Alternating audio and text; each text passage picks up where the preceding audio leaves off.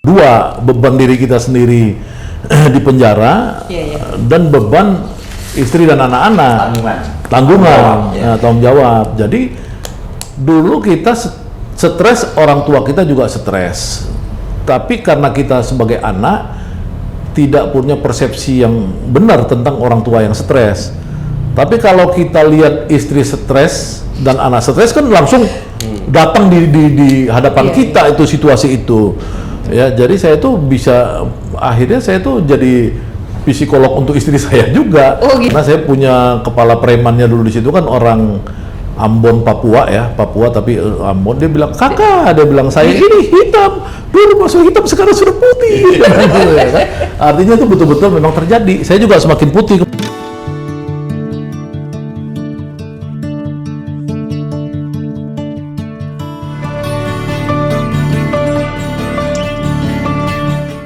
Bismillahirrahmanirrahim. Assalamualaikum warahmatullahi wabarakatuh. Kita jumpa lagi di Bicara Bincang Cara Ahmad Yani di Ahmad Yani Channel. Bersama saya Nora Yosenovia. Telah hadir di studio bersama saya yang sudah tidak asing lagi, yaitu Abang Saganda. Assalamualaikum Bang. Waalaikumsalam. Sehat ya Bang? Sehat alhamdulillah, selamat Bu Nora. Abang Ahmad Yani, Assalamualaikum Bang. Waalaikumsalam Ibu Nora. Gimana Abang, sudah berapa lama nih Abang ada di menghirup udara segar? Iya, ini sudah hampir 2 minggu ya. Kita nih bicaranya yang ringan-ringan aja ya Bang ya? Ringan-ringan. Karena kayaknya udah pressure-nya udah berat. Iya. Sebelumnya sudah berat ya Bang? Iya, saya 10 bulan kali 30 hari, 10 kali 30 kali 24 jam. Iya. Di sel ukuran 2,5 kali 5. 2,5 kali 5 ya? Iya, tambah sedikit extensionnya kamar mandi terbuka. Oh gitu. Kamar mandinya di sana bagaimana Bang? Iya, kamar mandi ya kalau pas mampet ya kita sial aja. Oh gitu. Ya kan? Tapi Abang nggak mengalami kendala mampet ya Bang? Ngalamin. Pernah? Ngalamin. Oh ya. Masya Allah. Terus Ya. itu perbaikannya dari mampet dibetulkan itu? Biasanya 1 hari udah Satu kelar. hari udah, ya. Mungkin kalau pagi sorenya bisa kelar ya. Oh, jadi udah sempat merasakan bagaimana hasil pembuangan sendiri ya Bang ya? Oh iya, itu kita mampet di dalam, di luar COVID, ya kan? Itu sudah saya alamin. Di luar itu orang-orang pada COVID, jadi kayak zombie lah gitu ya. Karena kan kita kenapa seperti zombie ya? Karena kita di bawah basement kan, di basement, jadi nggak ada matahari. Iya betul. Jadi ini baru ketemu matahari, baru menghirup udara segar itu baru hampir 14 hari ya. Makanya saya sering di Cibubur itu, Cibubur Pramuka, saya gelar tikar tiduran aja di situ. Kemarin setelah keluar ini ya. Iya, untuk cari matahari kan, vitamin D kan. Betul. Karena saya punya kepala premannya dulu di situ kan orang Ambon, Papua ya, Papua tapi Ambon. Dia bilang, kakak, dia bilang saya ini hitam, dulu masuk hitam sekarang sudah putih. Ya kan? Artinya itu betul-betul memang terjadi. Saya juga semakin putih kemarin pas di dalam waktu itu. di Karena nggak ada betul-betul sama sekali tidak ada cahaya matahari. Nggak ada cahaya matahari, jadi nggak ada apa namanya itu ultraviolet. Kayak di kutub lah ya. Iya. Sepertinya harusnya kalau tahanan itu harusnya dipikirkan juga cahaya itu sebetulnya seharusnya ya. Kalau untuk ke depan kalau ada orang yang kalau konsepnya tahanan Bareskrim itu kan tahanan transit ya, transit. Ya, betul. Tapi karena kemarin musim Covid, berbagai rutan dan lapas itu seperti Cipinang, Salemba dan lain-lain daerah-daerah itu nggak mau terima dari Bareskrim karena isunya Bareskrim itu orangnya pada Covid. Sehingga mereka nolak. Jadi akhirnya penuh tapi tidak ada yang pergi. Bahkan kepala penjaranya sudah berkirim surat berkali-kali kepada Kejaksaan Agung ya untuk memindahkan, tapi nggak dipindahkan. Jadi Abang misalnya titipan lah ya Bang? Ya mereka tuh merasa itu titipan. Merasanya begitu. Iya, kita tuh titipan. Terus selama Abang di penjara ya Bang? Itu berapa lama kemarin Bang? Ya 10 bulan ya? Plus 3 hari lah. Plus 3 hari. Iya. Bonusnya 3 hari. Bonusnya 3 hari. Abang kan kalau misalnya di sana kan kita pasti sesuatu yang berbeda dari sebelumnya ya. Artinya ini dunia yang baru dan dunia yang lain. Walaupun pernah dialami itu. Pernah ya. Dulu Abang sudah berapa kali nih Bang? Abang kayaknya pejuang kalau sejati juga nih Bang. Dulu kan kita di penjara militer ya. Penjara militer 1 kali, terus habis itu penjara militer lagi masuk ke pengadilan yang kedua kalinya. Ya masuk penjara di Kebonwaru di Bandung ya, Bancai dulu. Nah, tapi kan yang sekarang kan beda. Dulu kan kita masih muda, usianya 20-an. Pengaruh ya. Kalau dulu itu dalam apa ya? Masalah apa? Ya, kita kan dulu aktivis ITB ya. Banyak juga kita mendemo-demo pemerintah soal tanah untuk rakyat. Betul. Kita artinya tetap menyuarakan kebenaran ya. Jadi dari zaman dulu sampai sekarang tidak pernah putus nih menyuarakan kebenaran. Saya kan munculnya sebagai tokoh mahasiswa ITB. Ya kan, jadi artinya berjuang untuk rakyat sebagai aktivis mahasiswa dulu. Nah, jadi sekarang ini memang bukan aktivis gimana ya, kita mengklaim diri aktivis tetap ya, artinya aktivis itu ya kita berjuang untuk rakyat. Persepsinya ini rakyat menerima atau enggak kan diuji di publik aja. Nah, sekarang tukang becak kan bisa juga ngaku aktivis kan. Tukang mebel atau apa gitu kan bisa ngaku aktivis gitu. Terus tadi kalau misalnya tadi kan dulu waktu muda beda kan, daya tahannya gitu kan. Terus waktu kemarin ini Bang, kira-kira apa yang Abang alami itu? Ada misalnya, oh saya 10 hari pertama masa sulit, atau langsung sama saya encer semua nih dari awal sampai akhir sama saja misalnya. Itu bagaimana? Ada masa-masa sulit tidak Bang?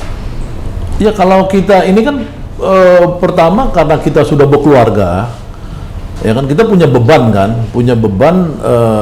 dua, beban diri kita sendiri di penjara dan beban istri dan anak-anak, tanggungan, tanggung jawab. Jadi dulu kita stres, orang tua kita juga stres, tapi karena kita sebagai anak tidak punya persepsi yang benar tentang orang tua yang stres.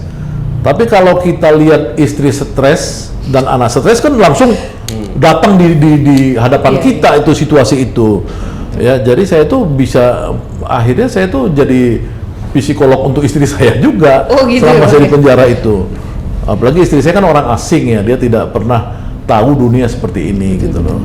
Bagaimana kalau dari istri Abang sendiri waktu menanggapi Abang ditahan itu, apa sebagai orang asing yang melihat seperti kenyataan seperti ini, suaminya tidak melakukan apa-apa, terus ditahan, terus bagaimana dia menyikapi?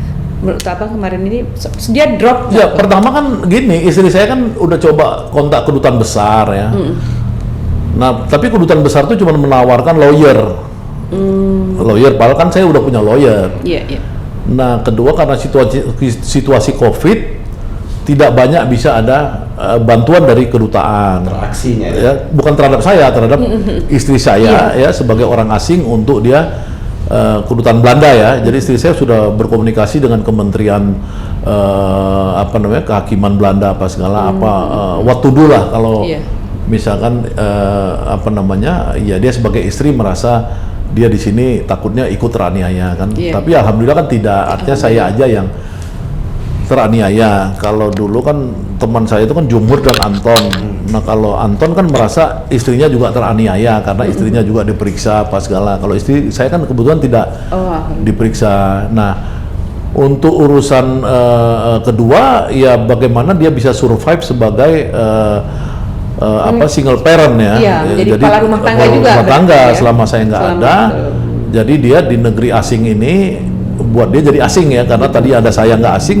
Setelah nggak ada saya itu jadi asing ya kan, karena dia tidak pernah menyadari seperti ini. Walaupun dulu waktu dia jatuh cinta sama saya karena dia mendengar saya ini keluar penjara karena melawan Soeharto, ya kan, buat dia itu jadi kan simpati ya? Simpati dulu itu tahun 92 ya kan, artinya udah long time ago ya. Nah jadi, tapi ketika terjadi lagi sekarang, dia ini nggak sanggup gitu. Bukannya aku makin cinta malah Bang, harusnya. Iya, untung mertua saya ini ya, concerns ya, sering menghibur istri tapi saya. Artinya sejauh ini dijalani, dilihat sama Abang itu, beliau kuat lah ya? Ya alhamdulillah, iya kuat ya. Itu memang. Anak-anak juga gimana Bang? Ya anak-anak saya kuat ya, alhamdulillah ya. Terus tidak ada merasa bahwa nih bapak saya di penjara atau nih suami saya di penjara, terus merasa hancur dunianya gitu? Ya kalau istri saya kan sempat bertanya pertama, are you a hero or are you a victim, dia bilang. Ya kan? Oh sempat menanyakan itu? Iya, kau sebenarnya seorang hero atau pahlawan atau semua kau korban aja. Iya. Nah itu kan pertanyaan yang tragis buat saya ya kan. Nah saya harus menjelaskan kepada dia ya bahwa dalam cerita Nabi Ibrahim dibakar itu, saya bilang itu ya saya salah waktu itu, harusnya burung pipit ya, tapi saya bilang semut itu berusaha untuk mematikan api itu dengan membawa air, dan kemudian dia diketawain oleh burung. Kok kamu bawa air, itu kamu anak kecil, mana bisa matiin api itu. Nah, tapi si semut ini mengatakan ini bukan soal saya bisa mematikan api yang membakar Nabi Ibrahim, tapi ini adalah bagian pemihakan saya. Nah, jadi saya bilang sama istri saya, mungkin saya adalah anak victim. Ya, kalau Habib Rizik mungkin hero karena yang dia perjuangkan sebuah gerbong besar, masa besar. Saya kan nggak cuma pemikiran, ya kan, apalagi bangsa Indonesia kan bangsa yang tidak menghargai pemikiran. Jadi dia kan tidak banyak mengenal bahwa Sagana ini pemikir, memperjuangkan pemikiran, memperjuangkan demokrasi, keadilan dan lain-lain. Jadi mungkin saya ini hanya victim, tapi se-victim-victimnya saya seperti semut kecil tadi yang membawa air untuk mematikan apinya yang membakar Nabi Ibrahim. Itu dialog burung dengan kita. Itu sebenarnya burung. Saya salah ya kan, seharusnya burung pipit. Salah. Nah, istri saya kemudian agak tenang, saya gituin, kamu nggak usah mempertanyakan saya hero atau victim. Yang kedua dia bilang, kamu sanggup nggak kita balik ke Belanda aja? Ya kan, karena kan di Belanda tidak ada yang beginian, tidak ada orang ditangkap urusan-urusan begini. Jadi kalau urusan pemikiran itu sah-sah aja. Sah-sah aja, makanya saya bilang oke, ya kan, saya siap aja, ya kan, kalau someday saya bilang dulu saya kan ada teman kita senior udah almarhum, Dr. Arif Budiman, ya tokoh 66, ya kan, dia karena tidak sanggup tinggal di Indonesia dia hijrah ke Australia. Saya bilang, saya kan juga bisa jadi dosen di beberapa university di Belanda tentang Asian Studies atau Indonesian Studies. Saya bisa ngajar, saya doktor, ya kan. Nanti kita tinggal di sana, saya meninggal di Belanda juga saya siap. Jadi saya sama istri saya sudah mengconvince, ya, meyakinkan dia, ya kan, kita keluar penjara ya kita boleh tinggal di Belanda, karena dia kan takut kalau saya ditangkap lagi nanti, karena saya kan punya watak memang